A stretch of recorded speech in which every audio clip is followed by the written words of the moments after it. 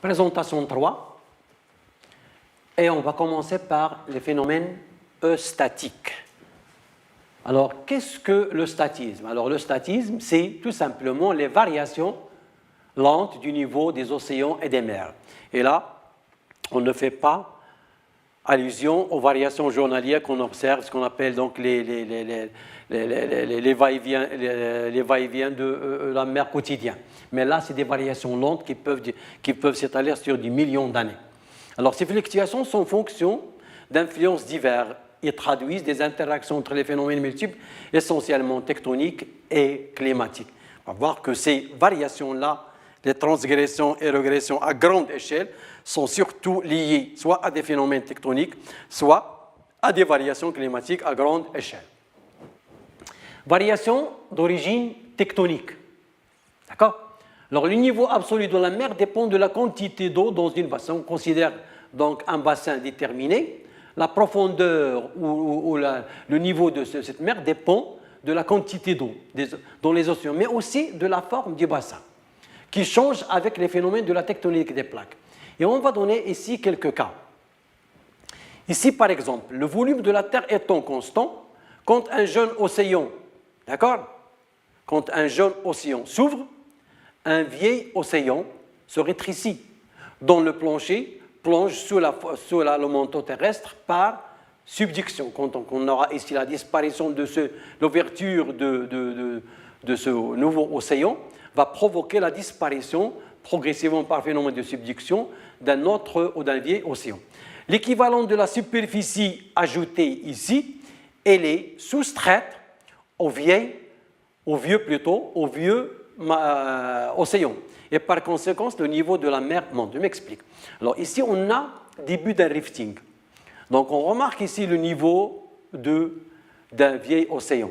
Alors quand un nouveau océan se forme, la superficie de cet océan-là, elle est soustraite au vieil océan. Et par conséquent, le volume du bassin de ces vieux océans diminue. Et par conséquent, on assiste à une remontée du niveau de la mer. Donc on peut dire que c'est une remontée du niveau de la mer essentiellement provoquée par des phénomènes tectoniques.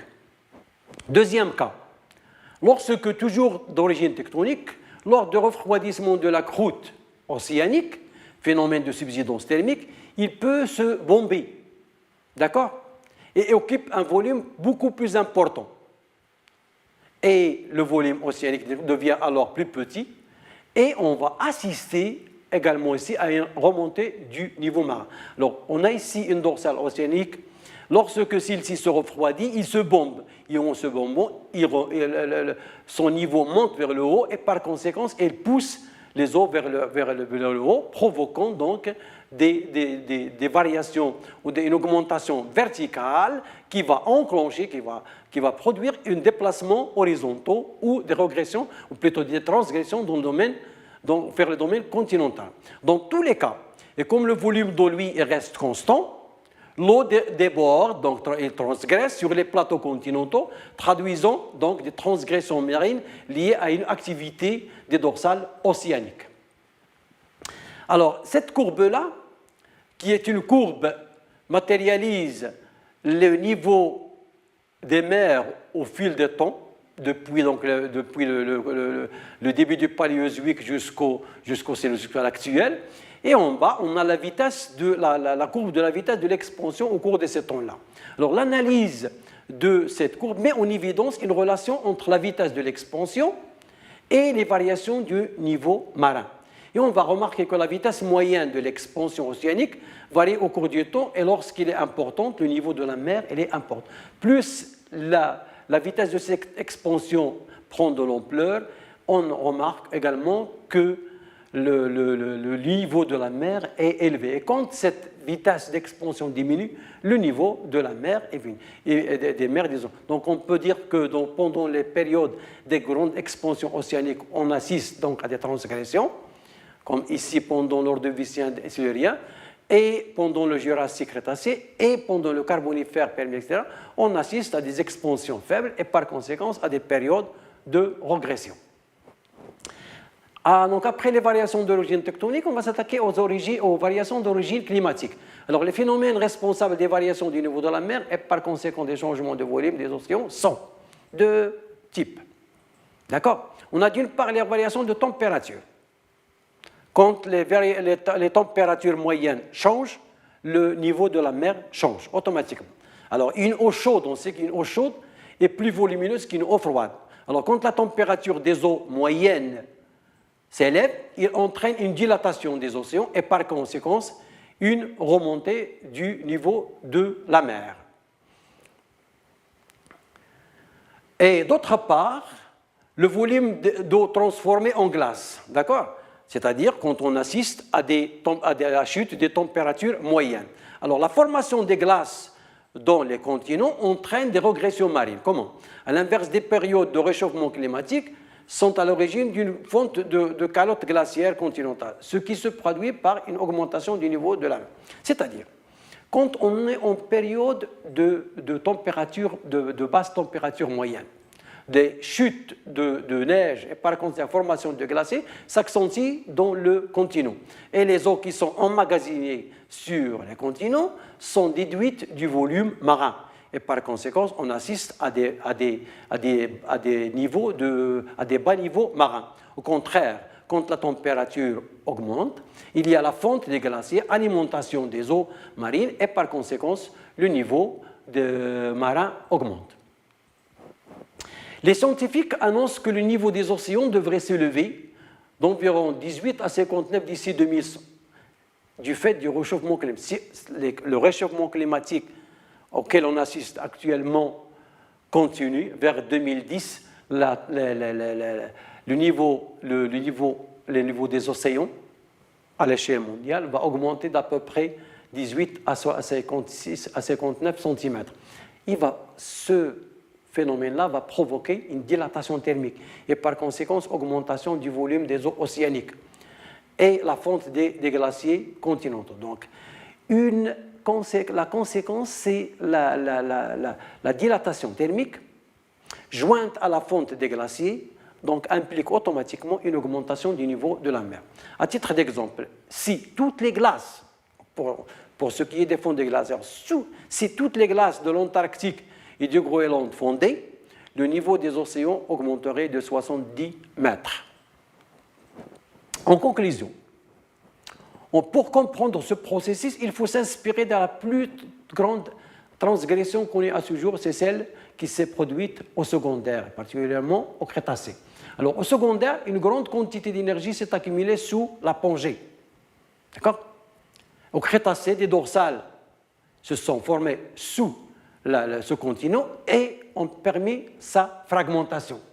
Au même moment de cette fragmentation sont nés des points chauds. Et ces points chauds ont libéré de grandes quantités de grands volumes de magma, donc de la chaleur, dans les océans naissants. Alors l'élévation des températures réchauffe alors les eaux océaniques, donc il va induire une dilatation thermique, et voit le volume augmenter, alimentant davantage la transgression en cours. Cet ensemble de phénomènes tectoniques puis climatiques est à l'origine de cette transgression crétacée très connue à l'échelle de la géologie mondiale et qui est d'une amplitude de 300 à 350 mètres de hauteur. Et elle est en partie donc à l'origine de la grande crise qu'a connue la fin du Crétacé.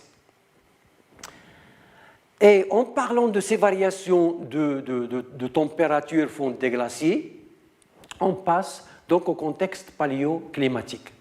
Alors la paléoclimatologie est la science qui a pour objectif principal, d'accord, l'étude du climat du passé sur des milliers voire des millions d'années, la reconstitution des anciennes conditions climatiques sur Terre, l'explication des variabilités climatiques naturelles successives, ainsi la paléoclimatologie se base sur les données d'autres disciplines. Alors, pour étudier le climat du passé, les conditions climatiques, la reconstitution de celles-ci, les variations qu'ont connues les temps géologiques anciens, on peut se baser sur les données de plusieurs disciplines.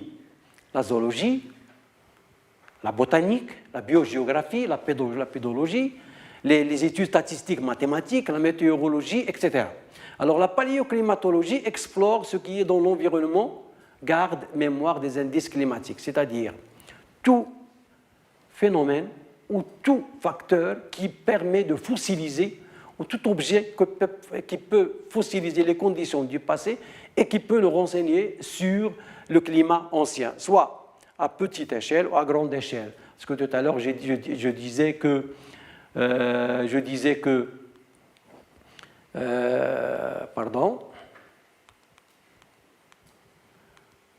la reconstitution peut se faire jusqu'à des milliers d'années, voire même des millions d'années.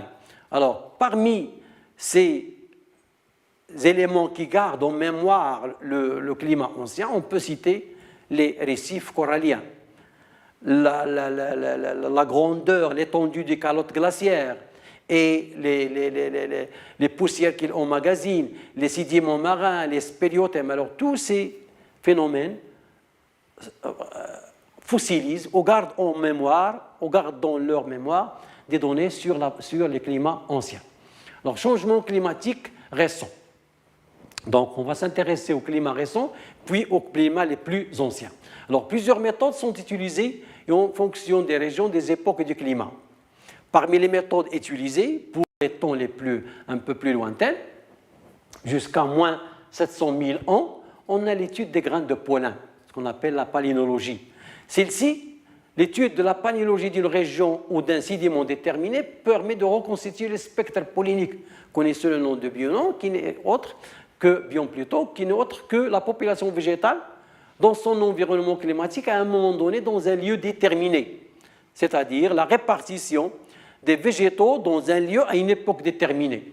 Alors ces végétaux, ils peuvent laisser dans les sédiments des grains de pollen et l'étude de ces grains de pollen nous permet de faire la reconstitution de ce paléo-environnement, de ce paléo-milieu. Alors, les exigences écologiques strictes de certaines espèces permettent même parfois de reconstituer les paléotempératures et même les paléovolumétries. Donc, on va ici évoquer par exemple la dendrochronologie, l'étude des stries d'accroissement chez certains mollusques, etc. L'étude du globe, à l'échelle du globe plutôt, les grandes zones de végétation se répartissent en fonction des grandes zones climatiques dans de vastes écosystèmes appelés biomes. Alors, par exemple, les forêts des conifères, actuellement, se situent dans les zones froides. Et les forêts de feuillus se développent dans les zones tempérées. Et on va, à partir des données de la palynologie, on va remarquer, par exemple, que les forêts tropicales se rencontrent dans des zones, d'abord les déserts, les zones désertiques ou les végétaux liés au désert, sont caractérisés par des climats chauds et secs. D'accord? Les forêts tropicales, elles, préfèrent les climats chauds et plus humides. Les forêts feuillées et les steppes préfèrent un petit peu les conditions chaudes et des zones plus ou moins humides. Par exemple, les toundras préfèrent les zones froides et secs. Et ça, on peut l'observer actuellement dans la nature. Alors, l'étude des glaces. Pour reconstituer les paléotempératures, en étudiant la composition topique des glaces. Alors, les glaces qui se sont formées à la surface de la Terre, leur étude également peut renseigner, puisqu'ils se sont déposés sur de très grandes périodes, ils peuvent renseigner sur les paléoclimats. En étudiant la composition isotopique des glaciers, d'accord? En effet, dans les régions polaires, la neige se transforme progressivement en glace et au cours de ce processus, il en présente des bulles d'air et des poussières. Alors, l'étude de ces bulles d'air et de ces poussières permet de renseigner sur le climat à cette époque. Ainsi, dans les couches successives se trouvent scellées des informations précieuses sur le climat. Aujourd'hui, on peut forer ces glaces, donc des forages, et en retirer les fameuses carottes qui seront découpées et analysées. L'analyse de ces carottes permet entre autres la datation. On sait qu'en utilisant la méthode de comptage des couches annuelles distinctes, car le taux de poussière en présence dans la glace est plus élevé en été. Alors, pendant l'été, on remarque que dans les feuillets successifs, la poussière est moins importante. D'accord? Et on peut également déterminer les variations climatiques. Ou alors, au cours des temps par mesure de rapport, par exemple, le rapport deutérium sur hydrogène. Plus le climat est froid, plus les glaces sont riches en isotopes lourds. Alors, ce rapport deutérium-hydrogène permet également de donner des renseignements sur le climat. La composition également de l'atmosphère. On peut utiliser l'atmosphère. J'ai dit tout à l'heure que dans les glaciers, on peut trouver des bulles d'air. L'analyse de ces bulles d'air permet de donner des renseignements très importants sur le climat ancien. On peut connaître par exemple la teneur de l'atmosphère en CO2 ou en méthane. Alors, et on peut remarquer pendant les périodes glaciaires, on sont caractérisés par des teneurs de CO2 et de CH4 basses, alors que pendant les périodes interglaciaires, températuralement elles sont un peu plus importantes, ces teneurs-là sont plus élevées. Donc en analysant dans les bulles d'air en prison dans les glaces le pourcentage ou le taux de CO2 et du méthane, on peut déterminer si on est en période glaciaire ou interglaciaire. Et des quantités ou des taux élevés de CO2 et de CH4 sont synonymes de température basse et inversement pour des teneurs élevées. Également, on peut étudier le taux d'oxygène dans le cycle de l'eau. L'oxygène étant un mélange de deux isotopes naturels, O16, de trois plutôt isotopes naturels, O16, O17 et O18. Alors, pour les glaciologues, quand une glace est pauvre en isotope O18, alors ce qui indique donc un climat froid. Et quand au contraire elle est riche en isotope 18, ça indique donc un climat chaud. L'étude des carottes anciens, des carottes sédimentaires anciens. Alors, le même procédé qu'on a utilisé pour les glaces, on peut l'utiliser pour les sédiments anciens. Dans les carottes des sédiments accumulés au fil du temps, au fond des océans, on peut y trouver des microfossiles.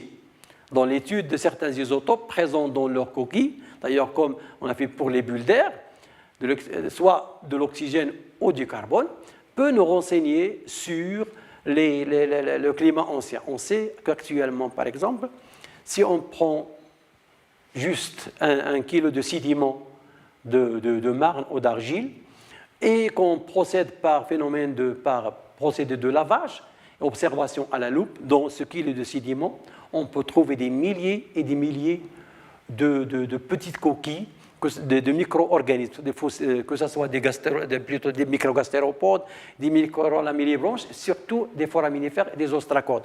Alors, la coquille de celle-ci, lorsqu'elle est préservée, donc l'analyse pour nous renseigner sur le pourcentage de ces isotopes.